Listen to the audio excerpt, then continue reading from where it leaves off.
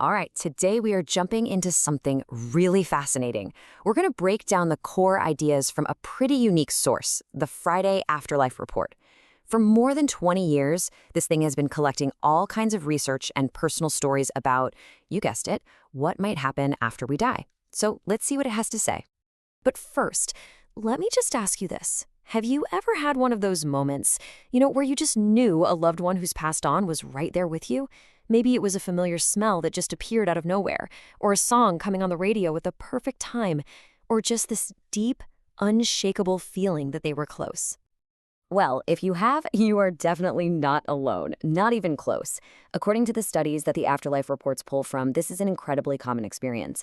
We're talking up to half of all people who are grieving report some kind of contact. So this isn't some rare fringe event. It's presented as a really widespread part of the human experience.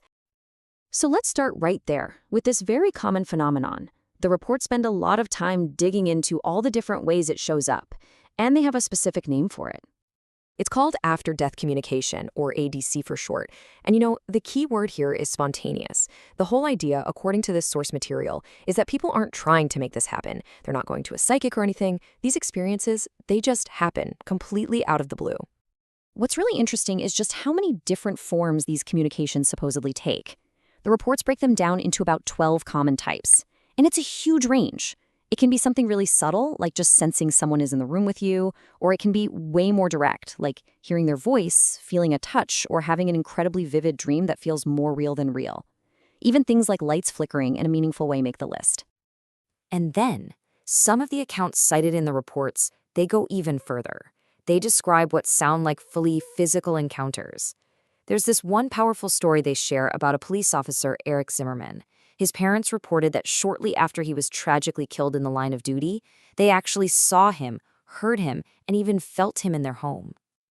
Okay, so this idea of spontaneous contact kind of leads us to a more intense and often totally life-changing phenomenon that I'm sure most of us have heard of, the near-death experience, or NDE. Now, the reports argue that NDEs throw a real wrench into the conventional scientific view of things. On one hand, you have the materialist view, right? That consciousness is just a byproduct of brain activity. The brain stops, we stop. End of story. But then you have these NDE accounts, and they suggest something completely different. That maybe consciousness isn't tied to the brain at all. That it can keep going even when the brain is, for all intents and purposes, offline. And the source material presents this as more than just a cool idea. It points to actual physicians and researchers who are documenting this stuff. There's Dr. Jeffrey Long, who's got a database with thousands of these cases. And probably the most famous one is Dr. Eben Alexander, a Harvard-trained neurosurgeon of all people, who wrote a whole book about his own incredibly detailed journey while he was in a coma, and his brain was medically non-functional. All right, so we've got spontaneous contact, and we've got these incredible glimpses during near-death events. The reports then move on to a third path. What about deliberate, two-way conversations through people we call mediums?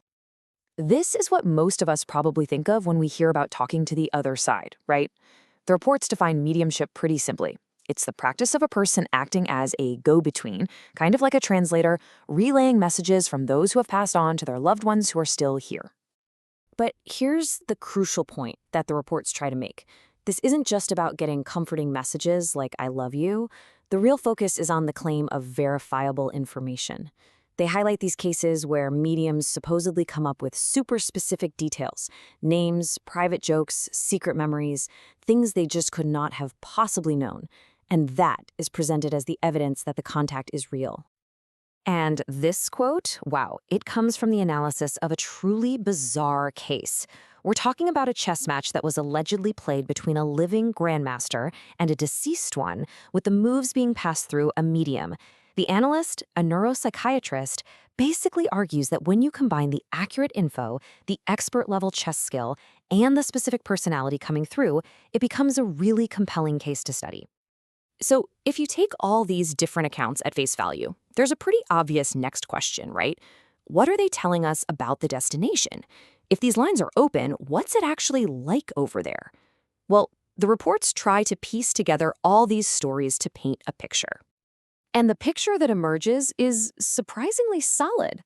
The reports talk about people like Jürgen Zeev, who claims to have spent hundreds of hours consciously exploring these other realms. What he and others describe isn't some vague, floaty, cloudy heaven. No, they talk about a series of tangible, real, structured worlds. I mean, just listen to this quote from Ziwei. It really gives you that sense of physicality, doesn't it? The description is of a place that feels familiar: gardens, houses, cities. But like everything has been turned up to 11. It's richer, more beautiful, more vibrant. It's a continuation of life, not some strange, unknowable void. So, what's the point of all this? Why does any of this matter? For us, right here, right now? Well, across all these different kinds of experiences, the ADCs, the NDEs, the mediumship accounts, the reports really emphasize that a very consistent message keeps coming through. And it's all about how we should be living our lives. According to these reports, when you boil down thousands of these accounts, the core teachings are remarkably consistent.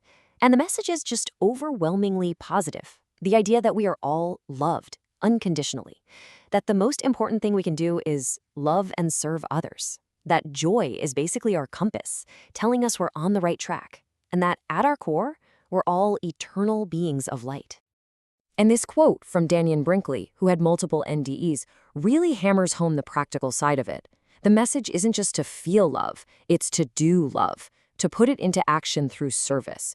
That's presented as the ultimate takeaway, the real lesson that people bring back from these incredible experiences. And so that's where we'll leave this explainer, with one final big thought.